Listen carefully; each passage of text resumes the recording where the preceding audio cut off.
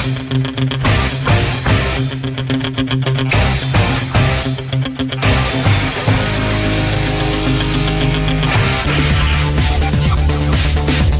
weekly golf update on the Dave D Show on Pattaya 105.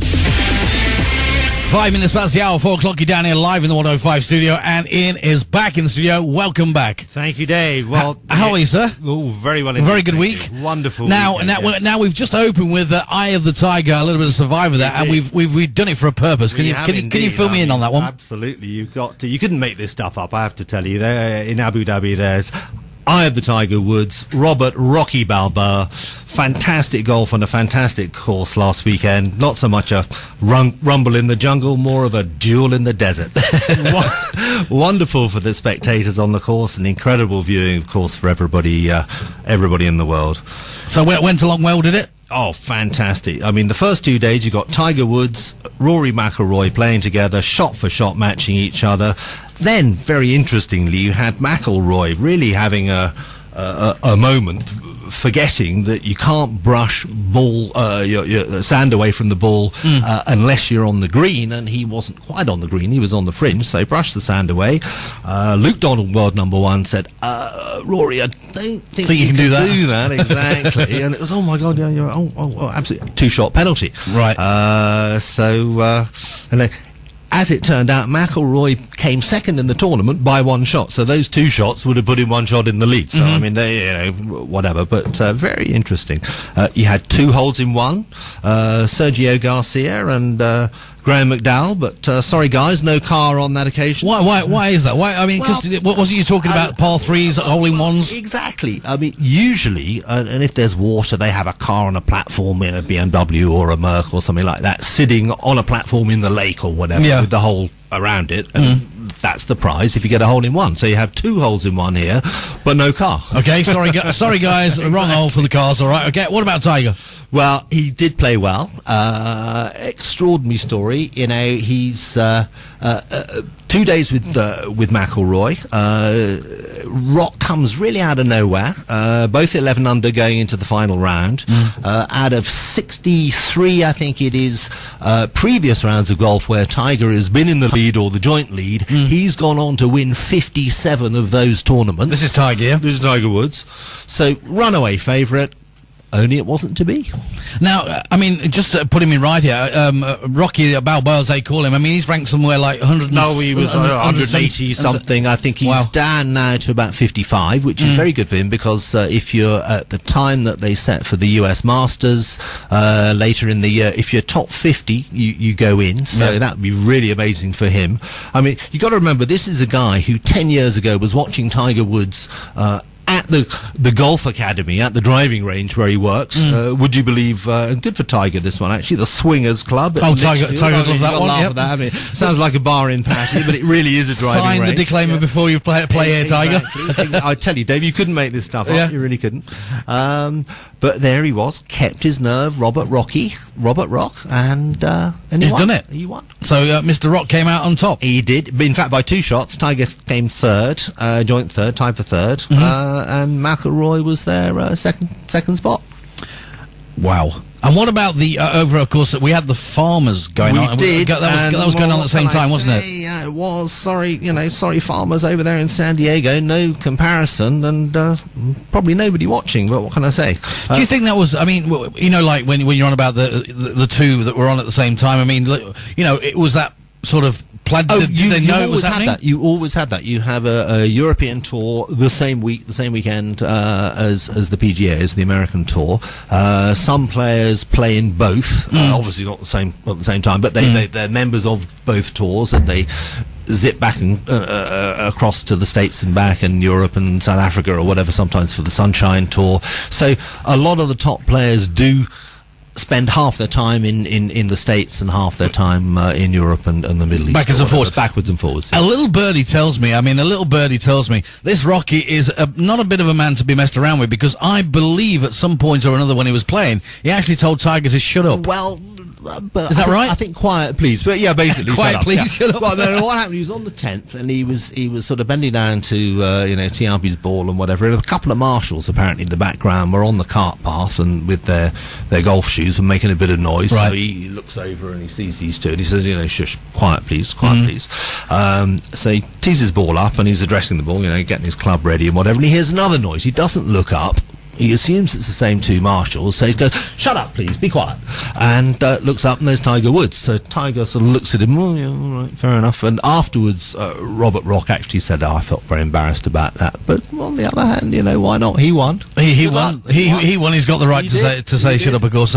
Any more before we sort of round this first segment off and get people on the way? We'll go into the HSBC Abu Dhabi a little later in the show, and got a few other things to tell you. But okay, and of course, if you are on the net now and you're listening to the show, we're all the way through. And of course, the question of today is, what is the maximum number of clubs permitted in a golf bag? That's right, isn't it? It is too easy, really. We'll toughen up as the weeks go by, but that's a nice little We're breaking them in slowly. We are, you're right. And especially for the non-golfers out there that want to hear a little bit of news on it. And also, we'll give them some tips during the shows that are continuing through the weeks. And maybe, you never know, some of them out there listening might even pick up a club and have a go.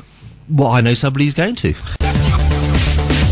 The weekly golf update on the Dave D Show on Pattaya 105. Well, welcome back to 105. Welcome back to the golf show. Ian's in the studio. Welcome back, Ian. Thank you, Dave. We've had some guys sort of answer the quiz so far. We're not going to give the answer, of course, until the end of the show. But today's quiz is what's the maximum number of clubs permitted in a golf bag? One of the answers that comes through from the Man Beer Bar over there in Bang Chang. It's amazing what you can learn from PlayStation 2. So well done, guys. Okay, we'll keep that one going. Now we've had a few questions in, Ian, and basically saying we listen to Ian on your show. It's great listening to all the golf updates, but who is he and where does he play? What can you just fill us in a little bit? Yeah. Didn't really want to talk about my scores. I mean, who's interested in that? Frankly, half the time I'm not. But it's a fair question. Well, I'll do your deal then. We'll talk this little segment on you. We will never talk about you again. All right. Well, that sounds good to me. I'm 55. I've been playing since I've been about 3.5. Now, I say playing. My dad sent me a photograph of me aged 3.5 or thereabouts last November when it was my birthday. Mm-hmm. And from the way I was holding the club, it looked like I was about to swipe somebody around the ankles rather than play any golf, and some would argue that play with me now, I still do that. But anyway, that's another story. So I'm 55, I play off 5, been playing a long time, all my life really, and I was lucky enough with my father's encouragement to play a lot when I was a kid and then at school, and I got down to about scratch 1, 2 or whatever when I was 15.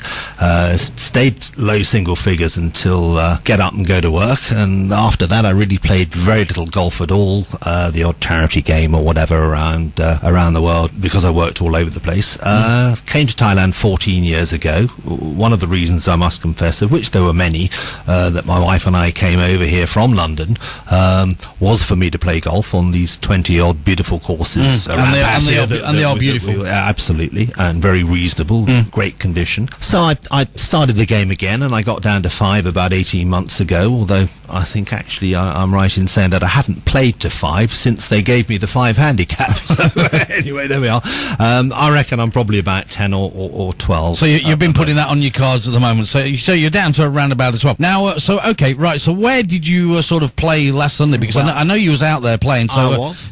So was it good? It was fabulous. Up at Siam Plantation, which really is a gorgeous course.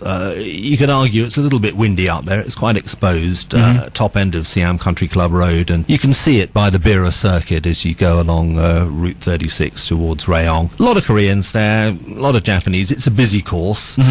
Expensive. I mean, what do we class as expensive in? Well, with a member, signing me in as a guest, I played 3,200. And actually, that's just gone up by a couple of $100. It used to be 3,000. But it's 4,650 for a walk-in. Wow. Which is, it's a fair chance. But it doesn't. But a beautiful course. It doesn't end there, though, does it? No, because you got good professional caddies, really. You can say out there, and they always give you a good read on your putts and whatever else. How much is a caddy? 400 or 500 baht caddy tip on top. steps. Right. So, you know, you're not getting away with much less than 5,000 baht as a walk-in. But it is a beautiful course. And of course, they're good, the caddies, because I would imagine they're reading sort of all your puts and exactly what you're doing up there, yeah? Well, that's right. And the fact is they're playing those courses, well, they're out there on those courses every day, so they know far better than you ever would which way the ball's going to break when you're putting. So, okay, you're up there, you're at the Siam Plantation, yeah? On Sunday, I was. And you're just about to go, and you're ready to drive away. So where did it go from there? Well, basically downhill. No. I mean, on the first, hadn't been out on the range too much, so I got a good drive off. Left myself about 130, 140. Bit of wind against. It's an uphill green on there. So playing into wind, and I'm, of course, as every golfer does, it's can I really beef a pitching wedge, or should I take a nice gentle 9-iron? So I'm reckoning I'm going to hit a big pitching wedge. Stupid. Wrong. Straight in the bunker. Would you believe 4 shots to get out the bunker? Wow. 4 shots. So I'm 2 in the bunker, 6 out of the bunker, 4 more to get down. So opening hole 10, handicap 5, drop 6 holes on the first. Drop 6 shots rather on the first hole. Great start. So I would say, to sum that one up, not a good start. Well, not really. However, does it get better? Well, it did. Because I'm getting excited over it. It did for a bit. Actually, it did for quite a long time. The next 16 holes, I go around 9 pars, 5 bogeys, 2 birdies, so I'm 3 over for the next 16. Now that actually, by anybody's stretch of the imagination, is not bad. So I was sort of thinking, well, okay, aberration on the first, idiot, you know, all of that. Get to the 18th, and it all opens up again. Lash one out there, huge slice, straight into, I don't know, rough, out of bounds, whatever. Anyway, forget it, 3 off the tee. Second shot, rubbish. So I'm down par 4, another par 4, and I'm down in 8. So I'm dropping 10 shots in 2 holes and dropping 3 over the other 16. And the reason actually for mentioning this is it's, I guess, a rather extreme example of what can happen. Every golfer listening will think, yeah, been there, done that, know what you mean. It's the game we all love to hate. Just when you think you got it right, it bites you on the arse. I mean, what can I tell you? Love that one. Okay, right, we're going to take a little break, okay, and we're going to come back with you, and we're going to go We're going to go back to Abu Dhabi, I think. We'll talk a bit more about the HSBC. Yeah, I think the HSBC Bank and Abu Dhabi, and also we'll just I'm going to remind you off the cuff about the day you played at Emerald as well, okay?